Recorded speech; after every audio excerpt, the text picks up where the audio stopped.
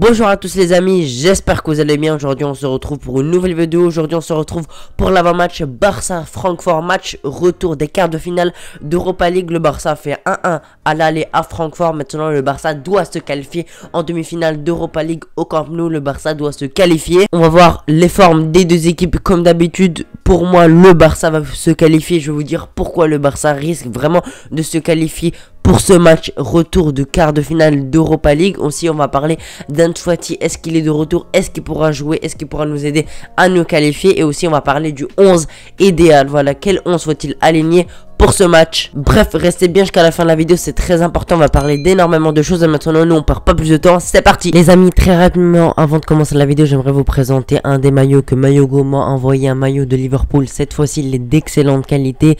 Il y a tout, il y a les badges, les logos sont très bien brodés. C'est vraiment de la qualité. Si vous voulez vous procurer un de ces maillots, n'hésitez pas, c'est en description. Il y a les maillots de tous les clubs, de toutes les sélections, Barça, Real Madrid, bref il y a vraiment de tout. Donc les amis, n'hésitez pas, c'est en description, faites-vous plaisir. Le Barça, après avoir battu Levante ce dimanche, va affronter Francfort ce jeudi à 21 h. Le Barça fait un 1-1 contre Francfort là-bas. Et pour moi, c'était vraiment un très bon résultat. Perdre, c'était vraiment inquiétant, mais faire un 1-1 à l'extérieur là-bas, c'est vraiment pas compliqué. C'est vraiment compliqué parce que voilà, il y a beaucoup d'ambiance. C'est une très bonne équipe qui joue vraiment bien. Ils nous ont vraiment mis en difficulté, mais on a vu que nous aussi, on les a dominés à la fin. Quand on a fait les changements, comme notamment avec Dembélé et De Jong, quand ils sont rentrés, ils ont vraiment changé la donne et ça a vraiment changé le match. Et on a réussi à les dominer et on a presque gagné ce match. En tout cas, ce 1-1, pour moi, je m'en inquiète pas. C'est un très bon résultat à l'extérieur. Maintenant, il va falloir confirmer. Il va falloir absolument gagner ce match pour aller en demi-finale d'Europa League et se rapprocher un peu plus de ce trophée que le Barça n'a jamais remporté. Le Barça a remporté 5 Ligues des Champions, mais il n'a jamais remporté d'Europa League, même s'ils ont vraiment participé très peu de fois à cette compétition. Le Barça peut vraiment être confiant pour ce match parce que sur les 6 derniers matchs, on a 5 victoires, dont un nul contre Francfort. Le Barça est vraiment sur une très bonne forme. Ils enchaînent beaucoup de victoires en marquant assez souvent beaucoup de buts. Voilà, on a encore marqué 3 buts contre Levante. C'était pas un match facile. On a gagné 3-2 en encaissant quand même 3 pénaltys, mais le Barça a réussi quand même à s'imposer. Dans la difficulté, le Barça peut gagner. On a été dans la difficulté contre Francfort, on n'a pas coulé, tout simplement. On a réussi à revenir au score à 1-1 et ne pas perdre ce match. C'était vraiment décisif et primordial de ne pas le perdre comme ça. Voilà, au Camp Nou, Francfort aura la pression tout simplement avec l'ambiance du Camp Nou. Le stade sera plein, je pense, ou quasiment plein. Voilà, le Barça va vraiment tout faire, surtout au Camp Nou. Le Camp Nou redevient un stade tout simplement où c'est très compliqué de gagner là-bas. On a vu que début de saison sous Koeman, c'était vraiment très compliqué. On perdait beaucoup de matchs au Camp Nou. Les équipes de Liga avaient limite plus peur de jouer, même les petites équipes au Camp Nou. Et maintenant c'est devenu quasiment une forteresse. Voilà, les équipes ont vraiment beaucoup du mal à gagner là-bas, tout simplement au Camp Nou. Et ça fait vraiment plaisir que le Camp Nou devienne encore tout simplement un stade où c'est vraiment très compliqué de gagner. Ça fait vraiment plaisir. Tous les joueurs sont de retour, mis à part Ansu Fati. Voilà, Ansu Fati malheureusement il n'est pas là. Il va être là ce week-end contre Cadiz. Il s'est entraîné beaucoup de fois, il est à 100%. Il est prêt tout simplement pour jouer ce week-end, mais pour ce jeudi ça va être vraiment compliqué. Il n'a pas été convoqué malheureusement, mais mis à part ça, tout le monde est là quasiment, sauf Dani Alves malheureusement, parce que lui il n'est pas inscrit tout simplement en Europa League, mais tout le monde est de retour. Sergio Nodes qui nous a vraiment manqué, il est de retour. Piqué qui a eu quelques doutes, voilà, sur son retour simplement ce jeudi, il est là. Bref, tout le monde est là, ça fait plaisir. Xavi a quasiment tout le monde sauf Ansu Fati, donc il peut faire la composition qu'il veut. Je pense que voilà, la composition on va en parler un peu plus tard, mais je pense qu'on peut vraiment faire une composition très intéressante. Restez bien jusqu'à la fin de la vidéo, on va en parler un peu plus tard. On va voir maintenant la forme des deux équipes. Donc on va commencer par celle du Barça. Donc il y a une victoire 4-0 contre Osasuna, victoire 2-1 en Europa League contre Galatasaray où on s'est qualifié en quart de finale, victoire 4-0 contre le Real Madrid, victoire 1-0 contre le FC Séville, un match nul 1-1 contre Francfort et une victoire 3-2 contre Levante. Donc globalement on n'est que sur des victoires, sauf contre Francfort on a fait un match nul. On enchaîne que les victoires de Liga.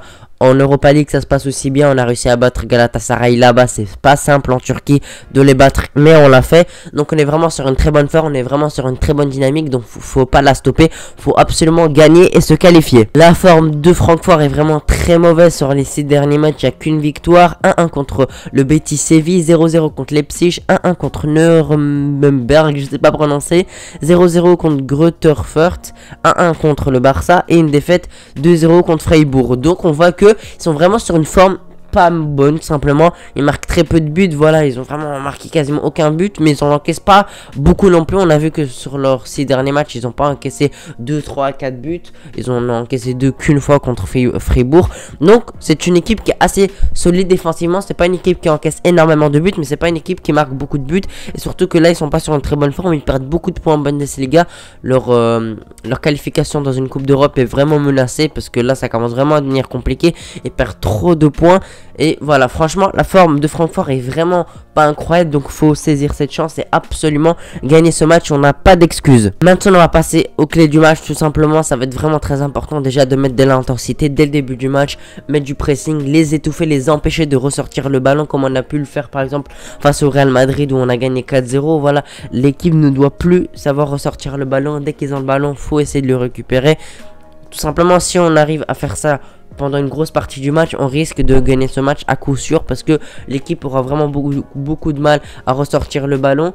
Bien évidemment, ils vont jouer en contre-attaque, donc il va falloir essayer de stopper les circuits pour tout simplement, ils peuvent pas, ils ont pas de solution pour les contre-attaques, c'est des joueurs très rapides, donc bien sûr on va se prendre quelques contre-attaques, mais il va falloir absolument pas d'encaisser de but parce que si jamais on encaisse un but dès le début du match, ça risque d'être compliqué parce qu'il faut revenir et eux ils vont défendre, ils vont laisser très peu d'espace et ils vont rejouer en contre-attaque, donc absolument pas encaisser de but au début de match et si possible marquer un but dès le début du match. Ça va aussi avec une grosse entame de match. Dès le début du match, comme je dis, il faut mettre de la pression, faut étouffer l'adversaire, faut se créer des occasions. Faire une grosse entame de match est vraiment primordial pour gagner le match. Surtout si on marque au début, ça pourrait vraiment nous mettre dans une position très favorable parce que eux seront obligés d'avancer, de nous laisser des espaces pour essayer de marquer. Et on sait que le Barça, quand il y a des espaces, il marque beaucoup de buts, comme avec un Aubameyang qui a besoin d'espace, il marque beaucoup. Avec Ferran Torres, avec Dembélé qui a aussi besoin d'espace, quand il y a beaucoup d'espace, il est vraiment très dangereux. Donc il faut absolument faire une très bonne entame de match et pourquoi pas essayer de marquer au début du match, même si c'est pas donné, même si ça va pas être simple, bien évidemment. On espère voir une équipe motivée qui a la rage de vaincre pour arriver en demi-finale d'Europa League. Bien sûr, c'est pas la Champions League, il n'y a pas la même hype, il n'y a pas... Simplement, ils vont pas être aussi motivés que, par exemple, un quart de finale de Ligue des Champions, bien évidemment. Mais ce trophée est vraiment très important. Je vous l'ai dit plusieurs fois. Moi, je compte vraiment sur ce trophée.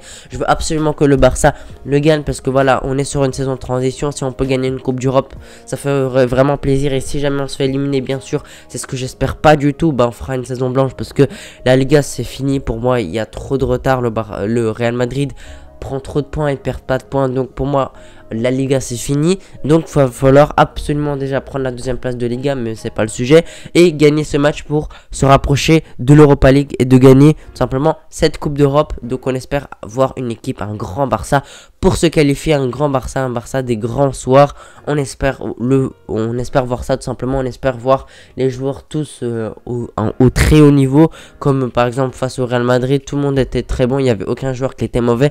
On espère voir ça. Maintenant les amis, qu'on a parlé du match, qu'on a parlé de l'équipe du match, qu'on a parlé des formes des équipes, on a parlé de beaucoup de choses. Maintenant, on va parler du 11 idéal qu'il faut aligner selon moi pour gagner ce match, bien évidemment.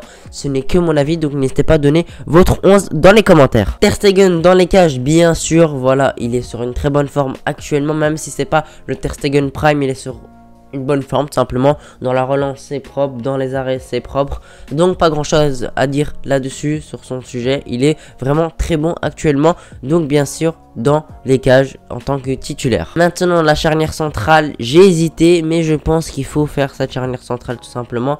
Piqué et Araujo, je sais Eric Garcia est assez bon, mais je pense que Piqué Araujo, c'est une défense assez complémentaire qui a déjà joué beaucoup de fois ensemble, donc je pense que voilà, par expérience, puisqu'ils ont joué déjà beaucoup ensemble, qu'ils ont déjà certains automatismes, je pense qu'il faut les aligner titulaires, même si Eric Garcia, attention, s'il est titulaire, je ne serais pas déçu. En tout cas, Araujo doit être titulaire, bien évidemment. Mais après, il faut choisir entre Piqué et tout simplement Eric Garcia. Si Piqué n'est pas à 100%, Eric Garcia doit jouer. Mais pour moi, Piqué et Araujo, c'est la défense qu'il faut avoir. Parce que voilà, ils ont déjà joué beaucoup de fois ensemble. Ils sont vraiment très bons ensemble. Maintenant, on va parler des latéraux. À gauche, Jordi Alba. À droite, Sergio Gnabry. Sergio Gnabry qui est de retour de blessure. Il était vraiment très important pour nous parce qu'en plus Dani Alves n'est pas inscrit, donc on n'avait pas de latéral droit. Donc ce retour nous fait vraiment plaisir, surtout qu'il s'est blessé malheureusement alors qu'il était sur une très bonne forme. Donc ça fait vraiment plaisir qu'il soit de retour et on espère qu'il fera un très bon match. Et Jordi Alba, on espère qu'il sortira des grands matchs parce qu'on sait qu'il en est capable. Il est capable aussi de sortir des mauvais matchs, mais il est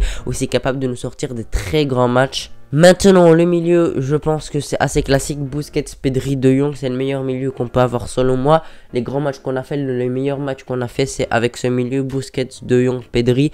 Busquets, c'est très bon en ce moment. De Jong est assez bon en ce moment et Pedri est incroyable. Donc je pense que c'est absolument tout simplement le milieu à avoir. C'est vraiment un très grand milieu et on risque vraiment de contrôler le match avec ce milieu. On espère voir les trois en forme. Et maintenant les amis, c'est parti pour l'attaque. Donc l'attaque, peut-être il va y avoir quelques débats, mais pour moi ça me semble assez évident. L'attaque idéale, l'attaque qu'on a tout le temps, l'attaque type tout simplement. À droite Ousmane Dembélé, à gauche tout simplement Ferran Torres et en pointe Aubameyang qui a marqué encore une fois contre Levante et qui marque beaucoup de buts, même s'il n'a pas été incroyable, il marque et c'est ce qu'on demande d'un numéro 9. À droite Dembélé sur une très bonne forme, il est vraiment sur une forme incroyable, c'est le meilleur passeur de Liga, il fait que des passes décisives, il est vraiment très bon dans le jeu, il nous sauve vraiment beaucoup de choses, voilà, sur les centres, il est vraiment très bon sur les corners, il dribble beaucoup, il percute beaucoup, il est vraiment simplement incroyable actuellement. On espère qu'il pourra marquer parce qu'il marque très peu, mais il fait beaucoup de passes décisives, donc on espère, voilà, un petit but de sa part pour la confiance. Mais sinon je place tout simplement ma confiance sur Dembélé qui est vraiment très bon. Et à gauche Ferran Torres qui a encore marqué, malgré qu'il rate beaucoup, il est vraiment très intéressant dans le jeu, il marque de temps en temps. Donc tout simplement Ferran Torres, je l'aligne bien évidemment en tant que titulaire. Bref les amis, j'espère que vous avez apprécié cette vidéo. C'était mon 11, c'était tout simplement ma vidéo, j'espère que vous l'avez apprécié. Pour mon pronostic, je vois une victoire 3-1 du Barça. Je vois une grosse victoire du Barça. Je vois un très grand Barça. Mais je vois pas une victoire simple. Je vois tout simplement Francfort qui se bat bien. Mais qui se fait éliminer par le Barça. Par un grand Barça. N'hésitez pas à me donner votre 11 dans les commentaires. N'hésitez pas à me donner votre pronostic dans les commentaires. Je serai très curieux de voir ça. Nous, on se retrouve pour une prochaine vidéo. Je vous remercie de l'avoir regardé jusqu'ici. Je vous souhaite une très bonne journée. Ciao.